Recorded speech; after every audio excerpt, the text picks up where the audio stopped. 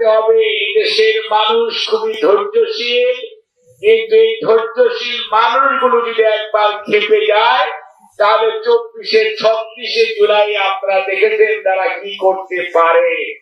আবার 90-এ আপনারা দেখেছেন দেশের মানুষ স্বৈরাচারকে কিভাবে তাড়িয়ে দিয়েছিল, এবং এই দেশের মানুষরাই শহীদ জিয়ার ডাকে 71-এর 26 মার্চ রাত্র বা 27 মার্চ রাত্র আহ্বান, সবার যা কিছু আছে তা নিয়ে যুদ্ধে ঝাঁপিয়ে পড়ুন। একটা কে বলেছিলেন? মেজর জিয়াউর রহমান স্বাধীনতার ঘোষণা দিয়েছিলেন ওই সময়।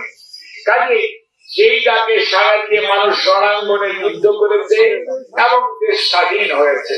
অর্থাৎ আমি যেটি বলতে চাই, সাধারণ মানুষকে অবহেলা করার চেষ্টা করবেন না। সাধারণ মানুষ চুপচাপ থাকে, নিরীহ জীবন যাপন করতে চায়, কিন্তু অহেতুক তাদেরকে যদি ইস্যু ছাড়া উত্তেজিত করেন, কথায় কথায় বলেন স্বৈরাচারকে নামিয়ে দিবেন। কোন স্বৈরাচারকে নামিয়ে দিবেন? বিএনপি তো সারা জীবন জনগণের পাশে থাকার দল। যখন একদলীয় শাসন ব্যবস্থা চাপিয়ে দেওয়া হয়েছিল 74-এ, তখন দেশের মানুষ 7ই নভেম্বর 75 শহীদ জিয়াকে বন্দী দশা থেকে বের করে এনে জনগণের দায়িত্ব নেওয়ার, দেশের দায়িত্ব নেওয়ার দায়িত্ব দিয়েছিল জনগণ এবং সিপাহী জনতা বিএনপির শহীদ জিয়াকে বিশ্বাস করে।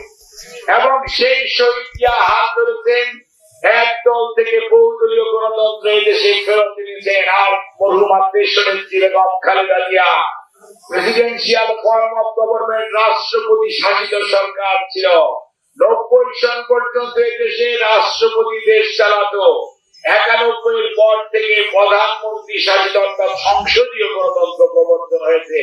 সেটির জননীর নাম বেগম খালেদা জিয়া। কাজেই বিএনপির ইতিহাস হচ্ছে জনগণের পাশে থাকা, জনগণের মনের ভাষা বোঝা, সে অনুযায়ী কাজ করা এবং নেতৃত্ব দেওয়া।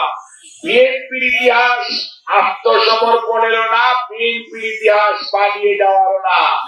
বিএনপির ইতিহাস জনগণের পাশে থেকে জনগণের অধিকার আদায়ে নেতৃত্ব দেওয়া। তিনি দিয়েছেন আমাদের বর্তমান প্রধানমন্ত্রী, বিএনপির তৎকালীন ভারপ্রাপ্ত চেয়ারম্যান, বর্তমান চেয়ারম্যান জনাব তারেক রহমান।